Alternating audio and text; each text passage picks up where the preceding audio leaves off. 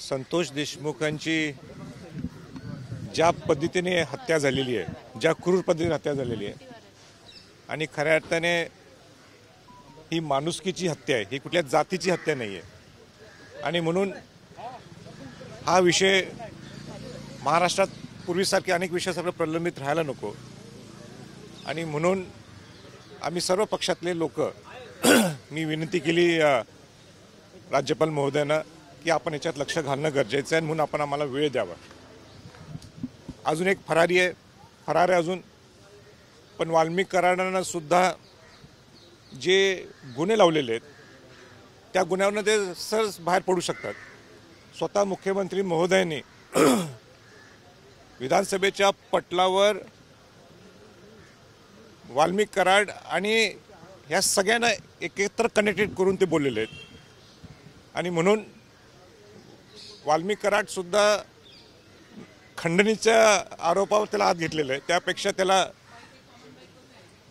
ह्या केसशी कनेक्टेड असल्यामुळं त्या पद्धतीचे गुन्हे त्यांच्यावर नोंद व्हावेत म्हणून आम्ही यांना भेटणार आहोत।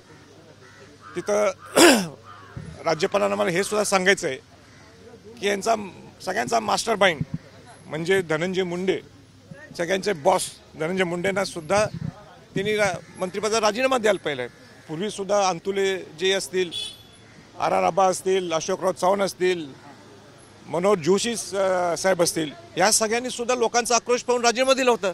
मग आता सरकार यांना संरक्षण का देत आहे, का अजितदादा त्यांना संरक्षण देतात, हे प्रश्न आम्ही सगळे राज्यपाल महोदयांच्या पुढे मांडण्यासाठी आज आम्ही सगळेजण एकत्र आलो आहोत। आज पंकजा मुंडे दिल्लीत गेलेल्या आहेत, त्या बीड प्रकरणावर बोलत नाही आहेत, मात्र दिल्लीत भेटी घेत आहेत। नाही, बोलायला पाहिजे ना, हा काय एका जातीचा विषय नाही आहे, हा महाराष्ट्राचा अस्मितेचा प्रश्न आहे, सगळ्यांनी बोलायला पाहिजे। म्हणजे स्वतः पंकजाताई सुद्धा म्हटलेत की वाल्मिक कराडचं एवढं प्राबल्य आहे की धनंजय मुंडेंचा पान सुद्धा हलत नाही। मग आज का गप्प आहेत, बोलायला पाहिजे तिने। ह्या काय आमचा एकट्याचा विषय नाही, हा महाराष्ट्राचा विषय आहे। ज्या पद्धतीने क्रूर पद्धतीने हत्या केलेली आहे अशाच पद्धतीने चालेल मग महाराष्ट्रात त्याच्या पुढं, हे परवडणार आहे का महाराष्ट्राला? मग कशाला आपण शिवाजी महाराज, शाहू फुले आंबेडकरांचं नाव आपण घ्यायचं? आपण जर बघितलं धनंजय मुंडे असे म्हणतात ते एसआयटी बद्दल प्रश्नचिन्ह उपस्थित होत आहे। बरोबर आहे। आता एसआयटी, आता एक पीआय आहे, माझ्याकडे फोटो आहे, पीएस आहे, सॉरी, त्या पीएस आहे वाल्मिक कराडांच्यावर फोटो आहे, धनंजय मुंडे निवडून हा एसआयटी मध्ये। आता काय चौकशी होणार आहे?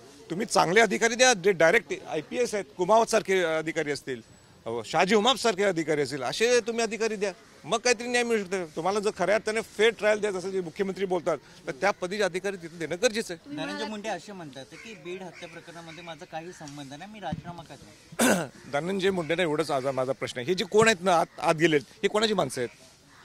हा वाल्मिक कराड कोणाचा आहे? मग तुमचा काही संबंध नाही, तर एक दिवशी देऊन तर बघा राजीनामा। काय एवढं त्या मंत्रिपद करून ठेवलंय, देऊन टाका राजीनामा एकदा आणि फेअर ट्रायल होऊन जाऊन दे ना। मग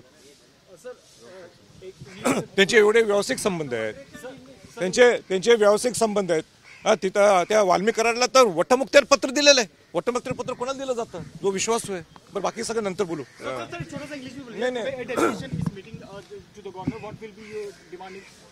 So it's already getting late. It is basically to give justice for Maharashtra. It is beyond caste and politics.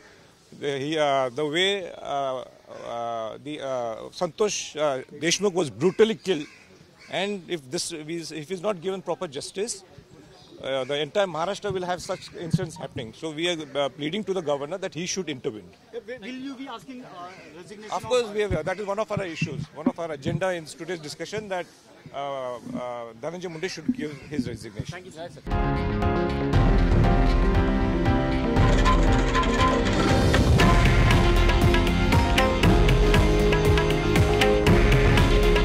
हे आहे देशातील नंबर 1 न्यूज नेटवर्क आणि आपण पाहत आहात TV9 मराठी।